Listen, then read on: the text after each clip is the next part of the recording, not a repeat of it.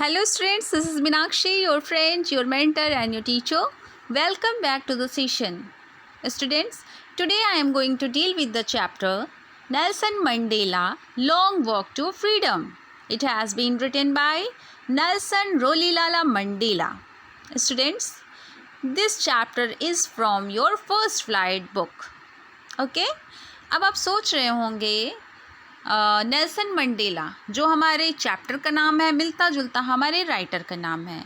जी हाँ, ऐसा इसलिए क्योंकि ये जो चैप्टर है ये नेल्सन मंडेला की ऑटोबायोग्राफी का एक छोटा सा पार्ट है। अब क्वेश्चन आता है what is autobiography. Autobiography means होता है कि जब कोई व्यक्ति अपने जीवन के बारे में स्वयं लिखता है तो उसको कहते हैं ऑटोबायोग्राफी। ऑटो मीन्स होता है self, bio means about life and graphy means graph करना या लिखना। ठीक है, तो ये हुई ऑटोबायोग्राफी। ये जो चैप्टर है ये पूरी तरीके से इसमें जो भी बातें लिखी गई हैं बताई गई हैं वो रियल बेस्ड है, उसमें कुछ भी काल्पनिक नहीं है। और नेल्सन मंडेला, ये जो नेल्सन मंडेला है आप लोगों में से बहुत सारे लोगों ने इनके विषय में पहले भी सुना या कहीं ना कहीं पढ़ा होगा। सोशल साइंस में अक्सर ऐसे नाम हम देखते हैं, ये बहुत ही जाना माना नाम है। नेल्सन मंडेला जो थे वो फर्स्ट ब्लैक प्रेसिडेंट थे। ठीक है, पहले अश्वेत राष्ट्रपति। ठीक, first black president Nelson Mandela थे। तो जब ये चैप्टर हम पढ़ेंगे तो उसके पहले ज़रूरी है कि हम इनकी मतलब साउथ अफ्रीका की थोड़ी सी हिस्ट्री जान लें जिससे ये चैप्टर जो है हमें समझने में आसानी हो। साउथ अफ्रीका में उस समय अपार्थीड सिस्टम था। अपार्थीड सिस्टम यानी कि रेशियल डिस्क्रिमिनेशन था वहाँ पे। What is racial discrimination? Racial discrimination means कि उस टाइम पे वहाँ पे ब्लैक और वाइट दो तरह के लोग थे। तो जो वाइट्स थे वो ब्लैक्स के ऊपर क्या करते थे? रूल करते थे। उनके साथ बहुत ही भेदभाव पूर्वक व्यवहार करते थे। उनको किसी भी तरह की कहीं पे भी कोई भी लिबर्टी यानी कि आज़ादी नहीं थी। जैसे कि इंडिया में ब्रिटिशर्स ने इंडियन के साथ किया है, सेम चीज़ वहाँ पे वाइट्स ने ब्लैक्स के साथ किया था। तो इन्हीं सब चीज़ों के अगेंस्ट में नेल्सन मंडेला और उन्हीं के जैसे कुछ और लीडर्स ने प्रोटेस्ट किया और फाइनली 1994 में फर्स्ट डेमोक्रेटिक इलेक्शंस हुए और Nelson Mandela first black president चुने गए। नेल्सन मंडेला ने ANC पार्टी ज्वाइन कर रखी थी।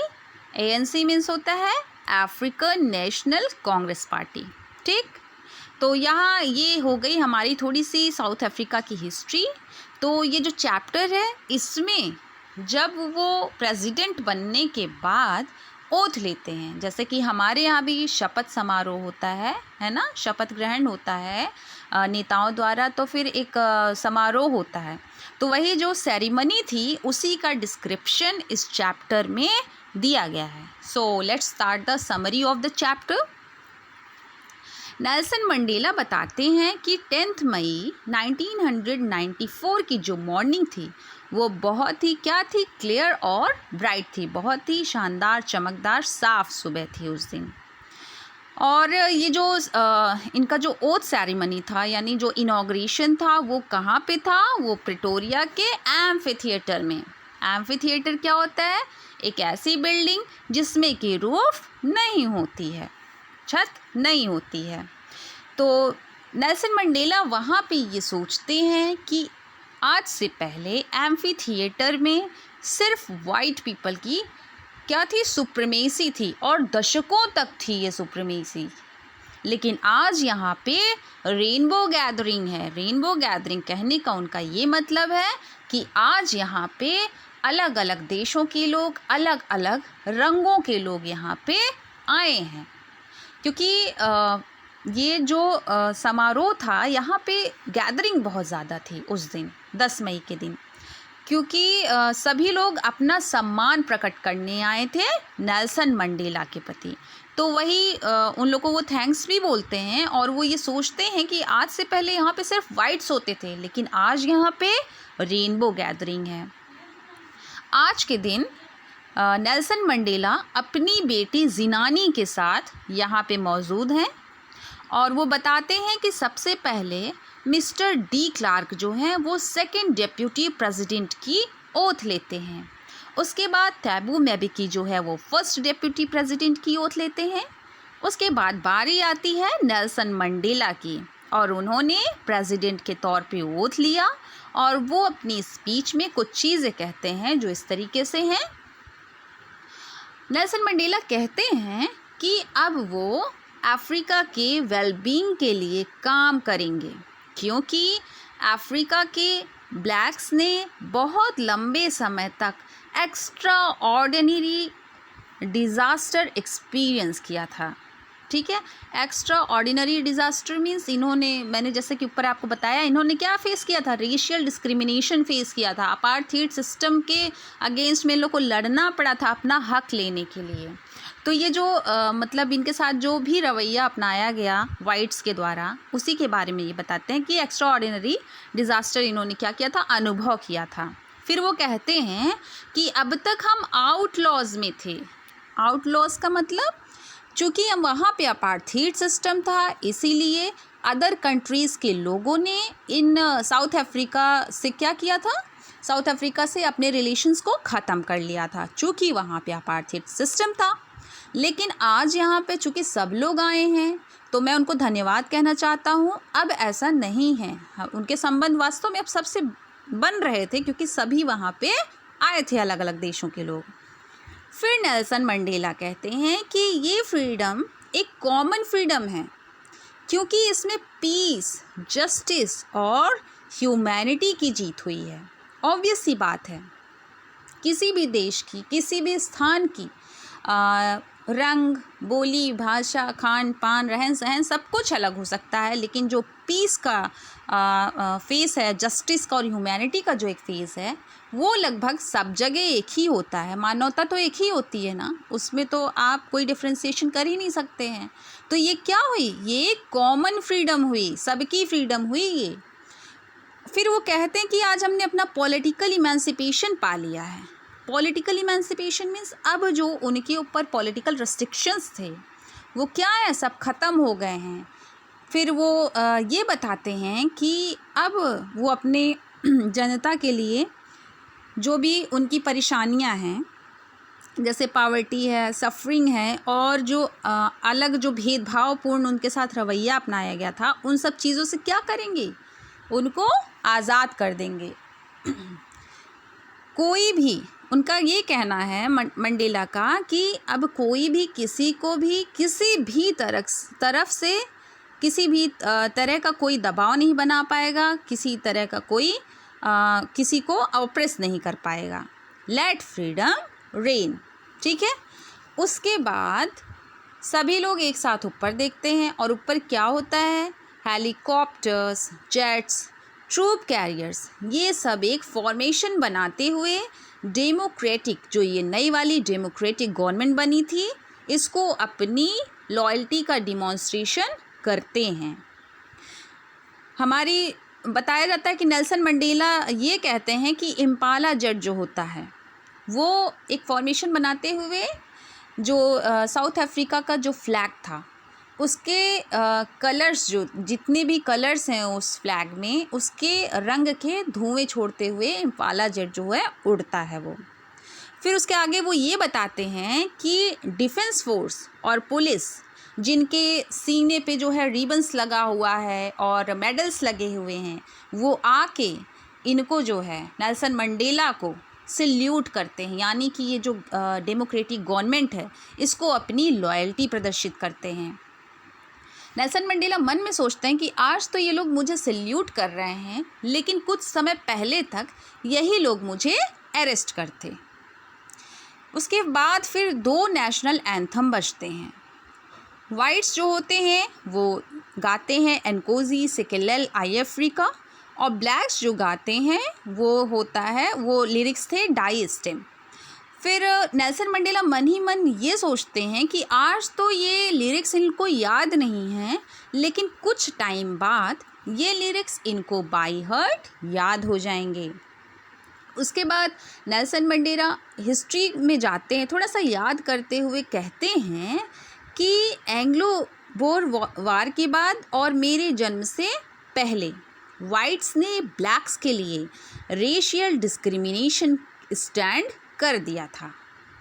मतलब वहाँ पे रेशियल डिस्क्रिमिनेशन शुरू हो गया था। ये जो है मतलब 1901 से 1910 के बीच की बात वो बता रहे हैं। लेकिन आज 20th सेंचुरी के लास्ट में ऐसा कुछ भी नहीं है। उस समय था ये चीज़ फर्स्ट डिकेड में, बट आज आखिरी जो ये लास्ट डिकेड है इसमें ऐसा कुछ नहीं है, क्योंकि रेशियल डिस्क्रिमिनेशन ख़त्म हो चुका है। फिर वो कहते हैं कि ये जो आज़ादी हमने पाई है, इस आज़ादी के लिए हमने बहुत ब्रुटैलिटी को झेला है, और शायद इसी ब्रुटैलिटी को झेलने की वजह से हमें कुछ लीडर्स मिले जो बहुत ही हमारे लिए महत्वपूर्ण थे। और उन लीडर्स में से कुछ लीडर्स का नाम वो बताते हैं, जैसे कि Oliver Tambo, Walter Sisulu, chief Albert Luthuli and Yusuf Dadoo, Bram Fischer, Robert Sobukwe, इन जैसे लीडर्स का नाम उन्होंने कुछ लिया। और वो ये बताते हैं कि शायद इसी ब्रुटैलिटीज़ की वजह से हमें ऐसे लीडर्स मिले।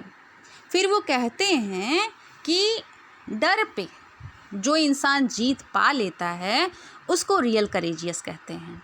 मीन्स डर के आगे जीत है, जो आप वो भी ऐड भी देखते हैं ड्यू वाला, सेम वही चीज़ की मतलब कोई इंसान अगर नहीं डरता है तो वो कोई करेज नहीं होता है। मंडेला का कहना है कि अगर कोई इंसान नहीं डरता है तो वो कोई करेज नहीं है। इसका ये मतलब नहीं कि वो करेजियस है। कोई इंसान अगर डर रहा है लेकिन अगर उसने अपने डर के ऊपर जीत पा ली है तो उसको क्या कहेंगे? रियल करेज तो वो है कि उसने अपने डर पे जीत पा ली है। जैसे कि इन लोगों ने डर के ऊपर जीत पाई थी, इन्होंने प्रोटेस्ट किया और प्रोटेस्ट के बाद उसका रिज़ल्ट भी इनके फेवर में हुआ। फिर वो क्या कहते हैं, फिर मंडेला कहते हैं कि जब कोई बच्चा पैदा होता है तो जन्म से ही उसको नफ़रत का मतलब नहीं पता होता है, वो हेट करना नहीं जानता। कोई पैदा होते ही हेट करना नहीं सीख लेता है, ये सोसाइटी जो है हेट करना सिखाती है। बच्चा जब पैदा होता है तो माँ के पेट से वो नफ़रत करना सीख के नहीं आता है। ये जब इस दुनिया में आता है बच्चा, ये सोसाइटी, ये जो उसका एम्बियंस होता है वो उसको हेट करना सिखाती है। बच्चा जब पैदा होता है तो वो सिर्फ लव के साथ पैदा होता है, क्योंकि जो लव होता है, मंडेला का ये मानना है कि जो प्यार होता है वो नेचुरली जो है अराइज़ होता है। मीन्स कि लव जो है वो ज़्यादा नेचुरल है हेट से। लव वो फ्लेम है, प्यार जो है वो लौ है जिसको आप दबा सकते हो, छिपा सकते हो, लेकिन आप उसको बुझा नहीं सकते हो। तो उनका यही मानना है कि प्यार करना सिखाना नफ़रत करने सिखाने से कहीं ज़्यादा आसान है। इसीलिए हमें क्या करना चाहिए? चारों तरफ लव स्प्रेड करना चाहिए। फिर वो आगे ये कहते हैं अपनी स्पीच में कि इंसान की 2 ऑब्लिगेशंस होती हैं। 2 ऑब्लिगेशंस मीन्स 2 जिम्मेदारियां या रिस्पॉन्सिबिलिटीज़ होती हैं। एक उसकी परिवार के प्रति होती है, जैसे कि उसके माँ बाप के प्रति, उसकी पत्नी के प्रति, उसके बच्चों के प्रति। ये पहली ऑब्लिगेशन उसकी होती है। बट जो सेकंड ऑब्लिगेशन होती है वो उसकी सोसाइटी और कंट्री के लिए होती है। लेकिन साउथ अफ्रीका में उस टाइम पे ये दोनों ऑब्लिगेशंस एक साथ आप फुलफ़िल नहीं कर सकते थे, बिकॉज ऑफ वाइट्स। इतना ज़्यादा उन लोग का दबाव था, इतना ज़्यादा उन लोग का इतनी ज़्यादा उन लोग की क्रूरता थी कि इनका ये कहना है कि कहीं ना कहीं इन्होंने जो कंट्री के लिए किया उसकी वजह से इनकी फैमिली जो है वो इग्नोर हो गई। तो वही चीज़ वो यहाँ बता रहे हैं ऑब्लिगेशन के बारे में। फिर वो ये बताते हैं कि जब मैं पैदा हुआ था उस समय मैं आज़ाद था। मैं कोई ऐसा नहीं है कि मैं जो है पैदा होते ही जो है मैं ग़ुलाम हो गया, ऐसा नहीं है। मैं आज़ाद पैदा हुआ था, लेकिन जैसे जैसे मैं बड़ा होने लगा तो मेरी जो आज़ादी थी वो मुझे इल्यूज़न लगने लगी, वो मुझे भ्रम लगने लगी।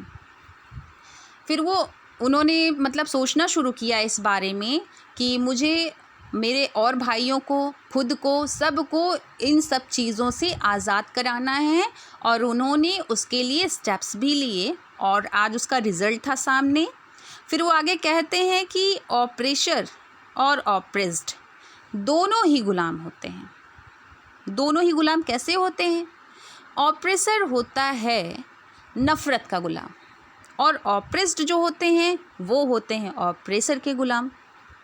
तो उनका ये मानना है कि ऑप्रेसर को और ऑप्रेस्ड को दोनों को ही आज़ाद करवाना है, क्योंकि अगर हम ऑप्रेसर और ऑप्रेस्ड दोनों को आज़ाद करवाएंगे तभी इस दुनिया में कोई इंसानियत के बारे में सोच पाएगा।